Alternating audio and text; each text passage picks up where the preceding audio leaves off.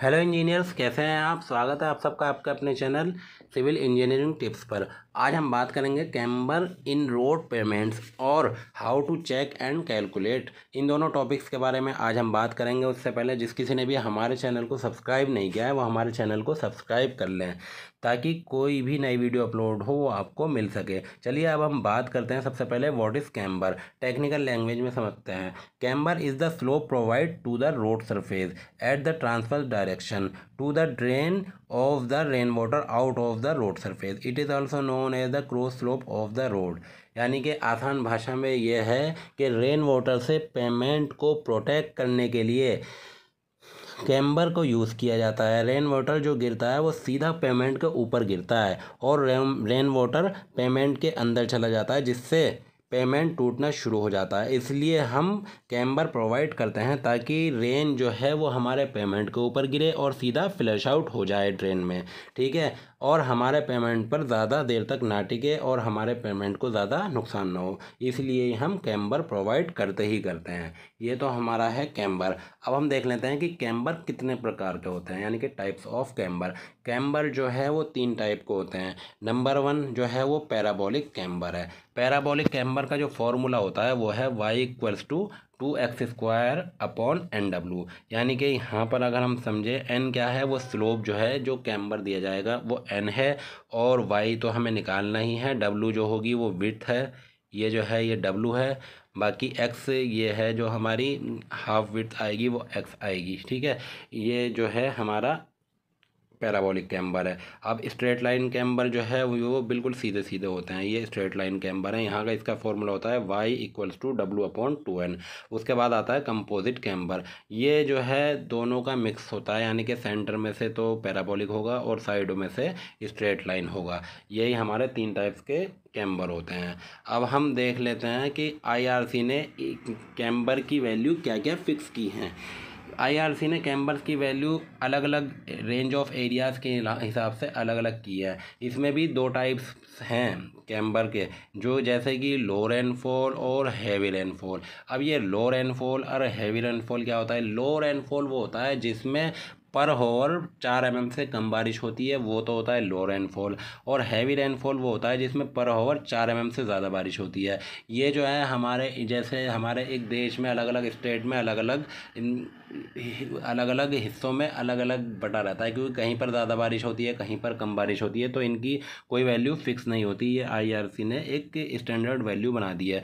जैसे इसमें भी 4 टाइप के सरफेस के लिए ये बताया है। जैसे कि सीमेंट कंक्रीट का अगर हमारी रोड है तो सीमेंट कंक्रीट में लो रेनफॉल में 1.7% जो है वो हम कैम्बर देंगे, यानी कि 1:60 का हम कैम्बर देंगे। और हैवी रेनफॉल में 2% का कैम्बर देंगे, यानी कि 1:50 का हम कैम्बर देंगे।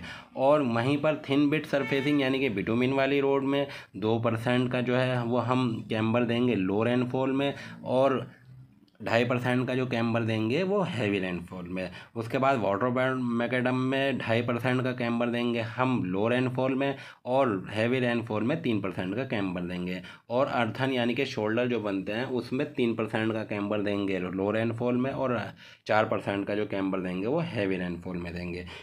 ये तो वैल्यूज़ हैं जो IRC ने एक फ़िक्स की हैं कैम्बर्स के लिए। अब हम देख लेते हैं कि इसको कैलकुलेट कैसे किया जाता है। 2 टाइप से ये कैलकुलेट होते हैं। एक तो है स्ट्रेट एज मेथड, दूसरा है ऑटो लेवल मेथड। सबसे पहले हम बात करते हैं स्ट्रेट एज मेथड की। इसमें क्या होता है, इसमें जो है ना एक इंस्ट्रूमेंट होता है जो बिल्कुल स्ट्रेट लाइन होता है, वो क्रॉस में रोड के क्रॉस में रख देते हैं उसको, मतलब हाफ विड्थ लेकर के उसके रोड के क्रॉस में रखते हैं, और साइड में यहाँ से एक स्केल से इसको नाप लेते हैं, क्योंकि यहाँ पर बीच में एक बबल लगी होती है। उस बबल को सेंटर में लाकर ये उड़ जाता है, थोड़ा सा यहाँ से उड़ जाता है, क्योंकि कैम्बर होगा तो यहाँ से थोड़ा सा उड़ जाएगा। और यहाँ से हम थोड़ा इसको नाप लेते हैं कि कितना आता है। माना कि जैसे ये 5 सेंटीमीटर आया इसकी वैल्यू, ठीक है। और हमारी जो इसकी हाफ विड्थ है, मान लो 3.5 मीटर की पूरी रोड है, और हाफ विड्थ जो है वो 1.9 मीटर है, ठीक है। और वैल्यू आई हमारी इसकी जो n जो मैंने बताया था वो 5 सेंटीमीटर है, इसको मीटर में कन्वर्ट कर लेंगे, यानी कि 0.05 मीटर हो गया है।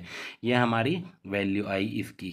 जो अब यहाँ पर हम निकालेंगे कैम्बर, तो यहाँ पर 0.05 अपॉन 1.9 इंटू 100, क्योंकि परसेंटेज में निकालने के लिए इंटू 100 कर दिया, तो रिज़ल्ट जो आया हमारा वो 2.63%। ये हमारा कैम्बर आया। कैम्बर कितना है? 2.63% कैम्बर आया इस रोड में। ठीक है, ये तो हो गया हमारा स्ट्रेट एज मेथड। अब हम देख लेते हैं auto level method. Auto level method में जो है यहाँ पर हम देखेंगे सबसे पहले ऑटो लेवल से LHS का पहले ले लेंगे हम RL। ठीक है, उसके बाद ले लेंगे हम सेंटर का RL, उसके बाद ले लेंगे RHS का RL। तीनों साइड का हमने RL ले लिया, तो मान लो हमारी जो वैल्यू आई वो 97.6 आई LHS की, सेंटर में आई 97.62 और RHS में आई 97.55। ये हमारी तीनों वैल्यू आ गई सपोज़। अब इसमें एवरेज वैल्यू जो होगी वो दोनों एवरेज वैल्यू, एक तो LHS की और RHS की, इन दोनों की एवरेज वैल्यू क्या आ गई हमारी 97.575। ये हमारी एवरेज वैल्यू आ गई। इसके बाद डिफरेंट ऑफ लेवल, अब हम दोनों का लेवल का डिफरेंट करेंगे, यानी कि सेंटर वाली वैल्यू और ये साइड वाली वैल्यू को घटा देंगे, सेंटर वाली वैल्यू में से साइड वाली वैल्यू को घटा देंगे। ये माइनस कर दिया माना, तो हमारी वैल्यू जो आई वो 0.045 मीटर आ गई। ये हमारी वैल्यू आई। जो हमने स्ट्रेट एज वाले में स्केल से नापा था ना, वो ये वैल्यू आ गई 0.045। अब इसमें कैम्बर कैसे निकालेंगे? वही पहले की तरह 0.045 अपॉन 1.90 इंटू 100, रिजल्ट आ गया 2.37। ये हमारा ऑटो लेवल मेथड हो गया। तो फ्रेंड्स, ये आज की वीडियो में सिर्फ इतना ही। बाकी कैम्बर से रिलेटेड कोई भी क्वेश्चन हो तो आप हमें कमेंट करके बता सकते हैं, और इससे अलग किसी भी और टॉपिक पर अगर वीडियो बनानी हो तो आप हमें कमेंट करके बता सकते हैं कि इस टॉपिक पर वीडियो बनाएं। अगर वीडियो अच्छी लगी हो तो लाइक करें, शेयर करें और कमेंट करके ज़रूर बताएं। Thank you.